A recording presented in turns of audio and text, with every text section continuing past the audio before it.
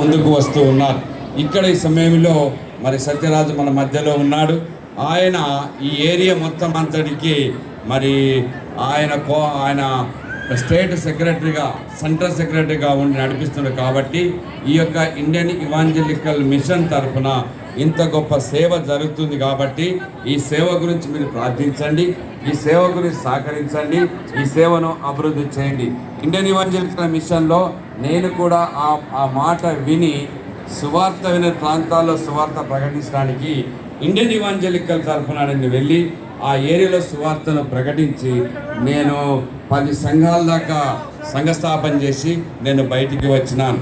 Indian evangelical machine ద్వారానే నేను ఈ స్థానంలో ఉన్నాను, ఈ స్థితిలో ఉంటున్నాను. ఎందుకంటే వారి యొక్క ప్రోత్సాహము, వారి యొక్క ఫెలోషిప్, వాళ్ళ సావాసాన్ని బట్టి నేను ఈ విధంగా ఉంటూ ఉన్నాను. దయచేసి ఇండియన్ ఇవాంజలికల్ మిషన్ ద్వారా ఇంత గొప్ప కార్యం జరగడము, సేవకులు రావడము అది దేవుని చిత్తమై ఉంది. కాబట్టి దేవుడే ఆ విధంగా ఆశీర్వదించాడు. దేవుడు దీవించిన గాక. మెడికల్ డిపార్ట్మెంట్లో కూడా ఉన్నారు ఇండియన్ ఇవాంజలికల్ మిషన్